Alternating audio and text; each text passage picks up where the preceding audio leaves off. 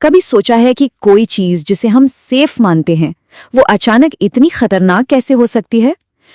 हाल ही में चांदी के बाजार में ठीक यही हुआ। एक ही दिन में कीमत जमीन पर और अगले ही दिन वापस आसमान की ओर।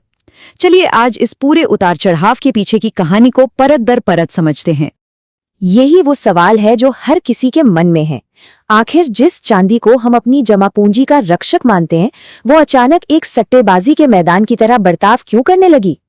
तो आज हम इसी गुत्थी को सुलझाने की कोशिश करेंगे। और ये कोई मामूली गिरावट नहीं थी।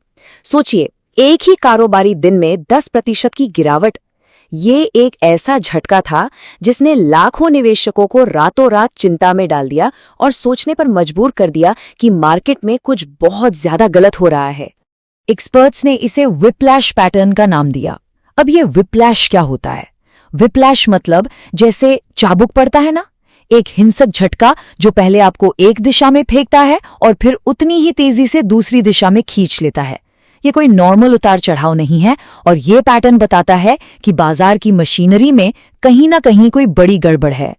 तो ठीक है, इस मामले की तह तक जाते हैं। सबसे पहले वो कहानी सुनते हैं जो हमें मीडिया और जानकारों ने बताई, मतलब कि जो ऑफिशियल एक्सप्लेनेशन है।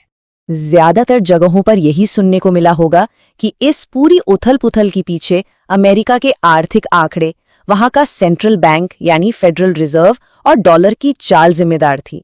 तो कहानी कुछ ऐसे बताई गई कि देखिए, अमेरिका में नौकरियों के आंकड़े आए और वो उम्मीद से बहुत बेहतर थे। इसका मतलब था कि इकोनॉमी मजबूत है, इसलिए फेडरल रिजर्व अब शायद ब्याज दरें नहीं घटाएगा। अच्छा, इस खबर से अमेरिकी डॉलर मजबूत हो गया और सीधा सा नियम है कि जब डॉलर मजबूत होता है तो सोना चांदी जैसी चीजें कमजोर पड़ जाती हैं। सुनने में ये लॉजिक बिल्कुल सीधा और सरल लगता है ना? पर यहाँ एक सवाल उठता है, क्या यह सरल सी कहानी एक ही दिन में 10% की सुनामी जैसी गिरावट और फिर अगले ही दिन वैसी ही तेज रिकवरी को सही ठहरा सकती है, या फिर पर्दे के पीछे कोई और ही कहीं ज्यादा बड़ा खेल चल रहा था? तो चलिए अब पर्दा हटाते हैं और उस असली कहानी की ओर बढ़ते हैं जो सतह के नीचे छिपी हुई थी। ये सिर्फ आर्थिक आंकड़ों की प्रतिक्रिया नहीं थी, बल्कि ये एक जबरदस्त और मजबूरी में की गई बिकवाली की लहर थी जिसे हम लिक्विडेशन वेव कहते हैं। सबसे पहले ये बात समझना बेहद जरूरी है, चांदी इसलिए नहीं गिरी कि वो अचानक बेकार हो गई।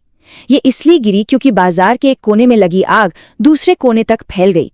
ये एक डोमिनो इफेक्ट था, जहां एक डोमिनो गिरता है और पूरी की पूरी लाइन ढहराती है, और चांदी उस लाइन के आखिरी डोमिनो में से एक थी। इस डोमिनो इफेक्ट को समझने की चाबी है मार्जिन कॉल। अच्छा, इसको बिल्कुल सिंपल भाषा में समझते हैं।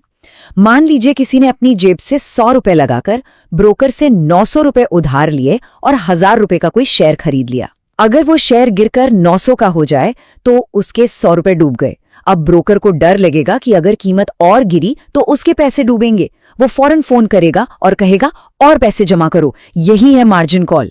और अगर पैसे नहीं दे पाए तो ब्रोकर आपके शेयर जबरदस्ती बेच देगा, चाहे कीमत कितनी भी कम क्यों ना हो। और ये पंक्ति ये आज के बाजार की पूरी सच्चाई बयां करती है। जब बड़े बड़े फंड्स को मार्जिन कॉल आती है तो उन्हें तुरंत कैश चाहिए होता है, और कैश के लिए वो चीजें बेचते हैं जो आसानी से बिक सके और जिसमें उन्हें फायदा हो रहा हो, जैसे कि उस वक्त चांदी। मतलब उस वक्त किसी का सबसे अच्छा एसेट ही उसकी सबसे बड़ी मजबूरी बन जाता है। तो असल में हुआ ये, टेक स्टॉक्स में भारी गिरावट आई। इससे बड़े बड़े फंड्स को मार्जिन कॉल आने लगी, उन्हें अरबों डॉलर कैश की जरूरत आन पड़ी। तो उन्होंने अपने पोर्टफोलियो में देखा कि क्या आसानी से बेचा जा सकता है। नजर पड़ी चांदी पर जो मुनाफे में थी। बस उन्होंने चांदी को बेचना शुरू कर दिया, सिर्फ और सिर्फ कैश जुटाने के लिए। ये चांदी की क्वालिटी पर कोई फैसला नहीं था, ये एक मजबूरी का सौदा था। तो ये सब देखकर मन में एक ही सवाल आता है ना, कि हम एक निष्पक्ष खेल में हिस्सा ले रहे हैं या पासा पहले से ही बड़े खिलाड़ियों के हक में फेंका जा चुका है? क्या ये सिस्टम वाकई में सुरक्षित है? जरा इन आंकड़ों को देखिए। कुछ ही हफ्तों में चांदी $100 के शिखर से $70 के आसपास आ गई और फिर तेजी से उछली। कल्पना कीजिए उस छोटे निवेशक की जिसने $100 पर खरीदा और कुछ ही दिनों में अपनी जमा पूंजी को 30% नीचे देखा। इस तरह के झटके सिर्फ पोर्टफोलियो को नहीं बल्कि सिस्टम पर भरोसे को भी तोड़ देते हैं। अब देखिए, इस स्थिति को देखने के दो नजरिए हैं। एक नजरिया कहता है कि सिस्टम सुरक्षित है क्योंकि देखिए सारे सौदे हो गए, एक्सचेंज ने काम किया, किसी का पैसा नहीं डूबा। लेकिन दूसरा और शायद ज्यादा गहरा नजरिया कहता है कि सिस्टम कमजोर और अंदर से खोखला है, क्योंकि कीमत का उसकी असली वैल्यू से कोई लेना देना ही नहीं रह गया था। ये सिस्टम लोगों के खरीदने की शक्ति की रक्षा के लिए नहीं, बल्कि बड़े खिलाड़ियों को बचाने के लिए बनाया गया है। स्रोत की यह बात पूरी तस्वीर साफ कर देती है। यह एक स्थिर बाजार का व्यवहार है ही नहीं, यह एक ऐसे कसिनो जैसा है जहां हर कोई उधार के पैसे से बड़े बड़े दाव लगा रहा है। और याद रखिए, कसिनो में अंत में जीत हमेशा हाउस की ही होती है। तो सबसे बड़ा सवाल ये है कि इस नए तूफानी माहौल में एक आम निवेशक या ट्रेडर को आखिर करना क्या चाहिए, इस नई हकीकत से कैसे निपटा जाए। यहाँ दो तरह के लोगों के लिए अलग अलग सबक हैं। अगर आप एक शॉर्ट टर्म ट्रेडर हैं जो रोज खरीद बिक्री करते हैं, तो मानकर चलिए कि आप एक तूफान में नाव चला रहे हैं। छोटे दाव लगाइए, अपने नुकसान की एक सीमा तय रखिए और हमेशा बाहर निकलने के लिए तैयार रहिए। लेकिन अगर आप एक लॉन्ग टर्म निवेशक हैं जो सालों के लिए निवेश करते हैं, तो एक दिन के इस झटके से घबराने की जरूरत नहीं है। याद रखिए, यह बिकवाली चांदी की वैल्यू पर नहीं, बल्कि सिस्टम में कैश की कमी पर एक फैसला था। निवेश करने के जो मूल कारण थे वो अभी भी वही हैं। और यहाँ शायद सबसे जरूरी सीख यही है, आप बाजार के रोज के शोर शराबे पर अपना भरोसा नहीं टिका सकते, क्योंकि जब बाजार में डर का माहौल होता है तो चार्ट्स आपको धोखा देंगे।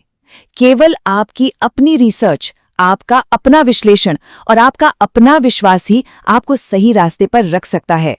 इस बात को अच्छी तरह से समझने की जरूरत है। आज के दौर में चांदी सिर्फ एक सुस्त धातु नहीं रह गई है, यह एक आर्थिक युद्ध का मैदान बन चुकी है, एक ऐसा हथियार जिस पर वैश्विक घटनाओं और नीतियों का सीधा असर पड़ता है। और इस मैदान में टिके रहने के लिए पुराने नियम और पुरानी सोच काम नहीं आने वाली। और अंत में मैं इस पूरी चर्चा को बस एक सवाल के साथ खत्म करना चाहूंगा। ये जो भयानक उतार चढ़ाव हमने देखा, क्या ये हमारे फाइनेंशियल सिस्टम की कोई खराबी है, कोई बग है जिसे ठीक किया जा सकता है, या फिर ये इस नए सिस्टम का एक फीचर है, एक हिस्सा है जिसके साथ हमें अब जीना सीखना होगा? इस पर सोचना जरूरी है।